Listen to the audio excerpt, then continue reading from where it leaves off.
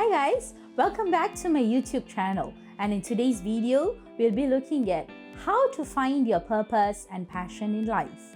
What are the 5 pros and the 5 cons? There are 3 parts to today's video, so stay tuned till the very end. Part 1. I have more time right now. It frees up my time to pursue my other interests, such as my hobbies and my need for a creative outlet during the day when my students are still in school. Number 2, more energy to focus in on and concentrate on my teaching and teaching well, and to zoom in on topics of importance rather than having to cover too much too soon. Number 3, more rewarding by being able to do meaningful work. Greater sense of self-fulfillment when I see that I have made a difference in my students' lives. Number 4, greater sense of self-actualization as I'm utilizing my hidden potential and ability to benefit my students. Number 5, can set my own terms and conditions. For example, tuition fee by the hour, lesson duration, lesson frequency, and mode of lesson delivery. For example, some clients may prefer online tuition, so I can accommodate to that. Some clients may prefer face-to-face tuition, so I can fit that into my schedule as well. For the 5 cons, number 1, little to no CPF contributions, and I need to voluntarily do CPF top-ups, be it for the ordinary, special, or MediSave accounts. Number 2, no paid leave since I am being paid for the number of hours that I teach. So there might be some dry spells, such as during the June, November, and December holidays. Number 3, the tutor burnout is a real issue, and it can occur due to the mentally stimulating and intellectually tiring nature of the job. Number 4, content creator burnout can also occur, as I may run out of fresh ideas on what to post as new contents, especially since a lot of planning and preparation must go into the content creation before, during, and after the product. Number 5, no off days.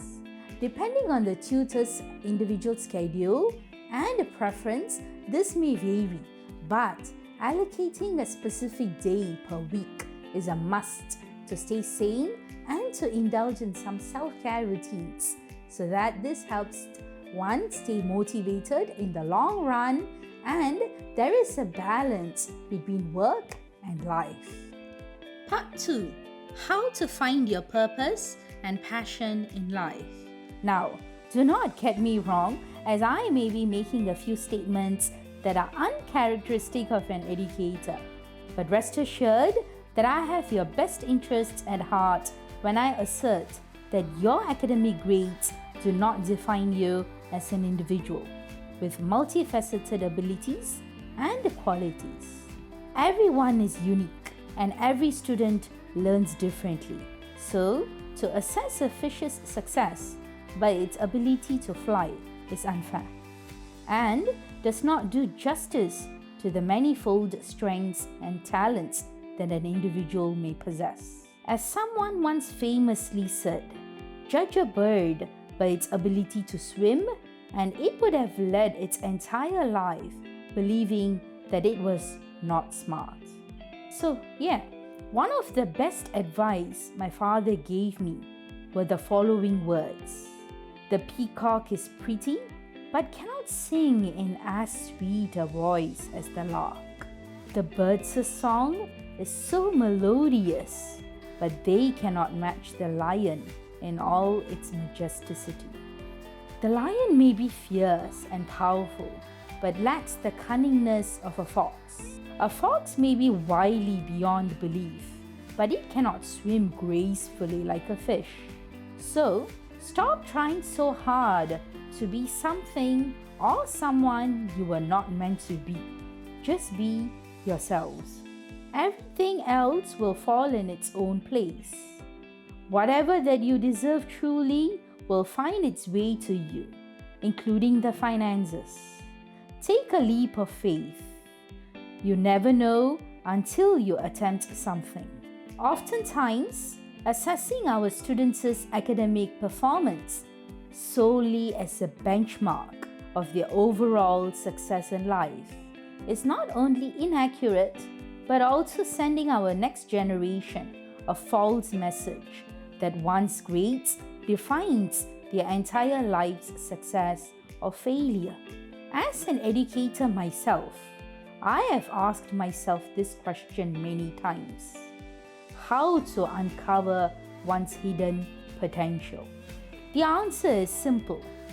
Look back at your life journey to recall if someone ever praised you for a job well done, for a painting well drawn, for music well composed, for a cake well baked, and so on and so forth. Explore that talent of yours further. Write it down as your next goal. Visualize having attained it. Pursue a course to hone your craft. Embark on a profession that combines that passion of yours, and then think of ways to capitalize on it. Try to monetize that talent of yours. Increasingly, monetizing one's skill has become easier these days, thanks to the advent of social media platforms where you can advertise your skill set and gain an audience first before converting these online followers into clients or customers for your business. Hence, profiting lucratively from your unique talents is not an impossible task. It just takes time, patience, and perseverance on your part. Rome was not built in a day. Progress shows when we are slow and steady in our efforts. Improvement occurs when we are consistent, but incremental and deliberate in our actions. So, look back at your life in order to recall when was the last time your work impressed someone, astounded someone. Now, when you recollect such a moment, that may lead you on to an eureka moment, an epiphany, a revelation. You may realize your own hidden and undiscovered talent at that timing. Unfortunately, the sad reality of life is that most of us seldom give these eureka moments much thought. We might gloss over them, brush them aside for fear of deviating from the norm or what the majority of the masses are doing. Going to school, studying hard, getting good grades, graduating from college, and landing yourself a well-paying 9-to-5 job may sound safer a bet. But the more important question to ask yourself is, are you happy doing this? Are you feeling satisfied and fulfilled undertaking this task? And if the answer is no, then we are clearly onto something there. Either you ought to rethink your career option or continue in a dull, uninspiring job that one may detest doing, but yet does not mind doing just for the sake of money. In fact, the pandemic has forced many people to reconsider their profession and help them discover their purpose and passion in life. Some have resigned from their jobs. Others might have lost their job only to unearth a deeply buried, hidden, forgotten, fossilized talent, skill set, ability. Thus, the real message here is not to take your studies too seriously while trying hard enough to do well in it. Of course, I love to study. I love to teach. I love learning. I love imparting knowledge. And that is why I chose to become an educator and a writer. But that may not hold true for everybody.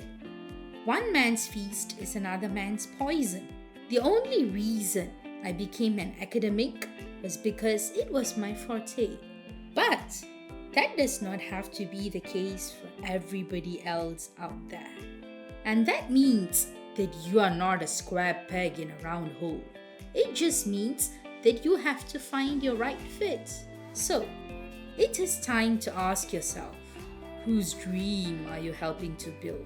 Are you living your dream life by pursuing your interests or chasing someone else's dream? You only live once. As cliched as it may sound, there is a lot of truth and wisdom in it. So, aim for a balance, an equilibrium between your passions and your paycheck. Because the larger world out there needs your hidden potential much more than you realize. I might have said all the wrong things for a teacher in today's video, things someone in the education business might not want to utter. But hey, at least I was being true to myself and you guys, my audience. My bottom line for you is be true to yourself in order to be happy. To find out what makes you happy and do that as a way of making money, which would be the best of both worlds. Idealism and realism. Expectation and reality, which need not have to be necessarily mutually exclusive. I'm not working, I'm having fun while making money. Part 3. My purpose and passion in life. I have been tutoring for the past 15 years. I am a firm believer in lifelong learning. Teaching is a process of learning from your students, colleagues, parents, and the community. This is a lifelong learning process where you learn new strategies, new techniques, and new methodologies. Over time, my educational philosophy may change, and that's okay. That just means that I've grown and learned new methods as a tutor. What's most meaningful to me as a tutor is when I see my students perform well in school and are inspired to learn more. I believe that a teacher is morally obligated to hold only the highest of expectations for each and every one of her students. Thus, the teacher maximizes the positive benefits that naturally come along with any self-fulfilling prophecy. With dedication, perseverance, and hard work, the students will rise to the occasion and naturally the academic excellence will follow. The most memorable moment to me as a tutor is when my student tells me that I have kindled in them a fire, a passion, and a thirst for knowledge. Because I believe that every student has his or her own unique skill set. My role as the teacher will be to guide each child in developing their fullest potential and teach according to their individual learning styles. I have developed a curriculum that incorporates each different learning style, as well as to make the content relevant to the students' lives. Thanks for viewing. Remember to subscribe to my YouTube channel by clicking on the subscribe icon below. See you in my next video.